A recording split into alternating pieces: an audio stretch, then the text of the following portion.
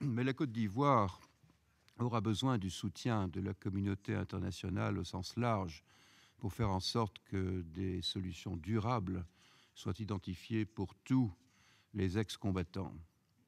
Il y a du reste un risque réel, si l'on se base sur les leçons tirées de la crise, un risque réel qu'en l'absence de telles solutions pour ces éléments, ils puissent devenir à nouveau une menace pour les droits de l'homme et une menace pour la stabilité de la Côte d'Ivoire et de la sous-région, car ils sont toujours susceptibles de reprendre les armes si l'occasion en surgit. La situation des droits de l'homme demeure d'ailleurs un sujet de préoccupation et j'y inclus des cas de violence basés sur le sexe et le genre. Les efforts pour combattre l'impunité doivent être poursuivis en faisant en sorte que ceux qui sont responsables de violations sérieuses à la fois des droits de l'homme et du droit humanitaire international soient traduits en justice, quelle que soit leur affiliation politique, mais qu'évidemment soient respectés les droits de ceux qui sont détenus.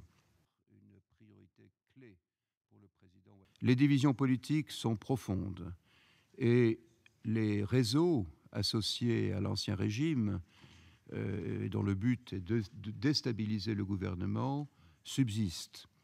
La présence de mercenaires, d'anciens combattants et d'autres éléments armés, la circulation incontrôlée d'armes, les activités criminelles, la violence entre les communautés, tout ceci demeure des sujets de préoccupation.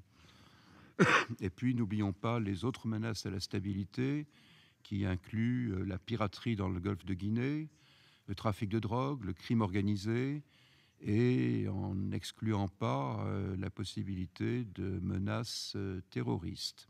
Le désarmement et la démobilisation de 30 000 combattants. La présence de l'ONUCI en Côte d'Ivoire demeure essentielle, et en particulier en ce qui concerne les priorités centrales que sont la protection des civils, le désarmement, la démobilisation et la réintégration des ex-combattants et la réforme du secteur de sécurité.